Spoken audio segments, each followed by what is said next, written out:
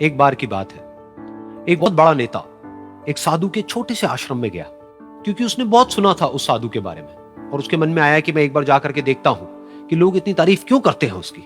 तो जब वो उस आश्रम में गया तो वहां पर एक छोटा सा कमरा था जहां पर एक कालीन बिछा हुआ था। वहां पर कुछ लोग बैठे हुए थे नीचे और साधु जी सामने बैठे हुए थे। कुछ सवाल जवाब चल रहा था। तो जैसे ही वो अंदर गया, वो अकेला नहीं था, उसके साथ में 4 बॉडीगार्ड्स भी थे और उसको ये आदत थी कि जहां पर भी वो जाता था लोग अपनी जगह से खड़े हो जाते थे, उसकी तरफ देखते थे, हाथ जोड़ते थे, अपना सर झुकाते थे। लेकिन यहां पर ऐसा कुछ भी नहीं हुआ। साधु ने उसकी तरफ देखा तक नहीं, क्योंकि वो साधु किसी के सवाल का जवाब दे रहे थे। लेकिन नेता को इस बात पे गुस्सा आ गया। नेता को लगा कि ये मेरी बेइज्जती है।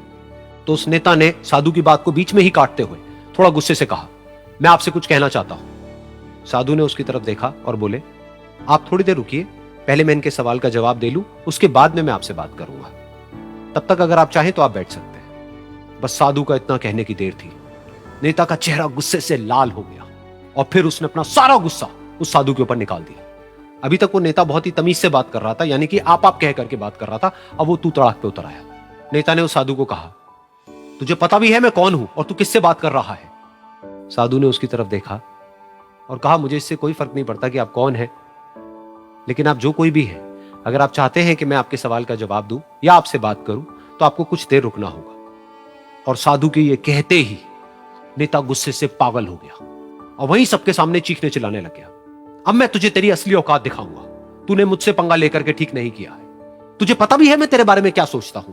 साधु ने फिर से उसकी तरफ देखा और बड़े ही प्रेम से कहा कि मुझे इससे कोई फर्क नहीं पड़ता है कि आप मेरे बारे में क्या सोचते हैं।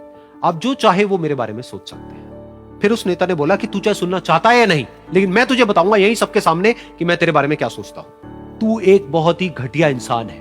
तू कोई साधु नहीं है, तू एक ढोंगी है, पाखंडी है, और यहां पर जितने भी लोग बैठे हैं उन सबको बेवकूफ बना रहा है। तेरा बस एक ही मकसद है कि इन लोगों की जेब में जितना भी पैसा है वो सब तेरे पास में आ जाए। तू अपने फायदे के लिए इन लोगों का इस्तेमाल कर रहा है और अब मैं तुझे नहीं छोड़ने वाला। तेरा पर्दाफाश करके रहूंगा पूरी दुनिया के सामने। लेकिन उसके इतना बोलने के बाद भी उस साधु के चेहरे पर हल्की सी मुस्कान बनी ही रही।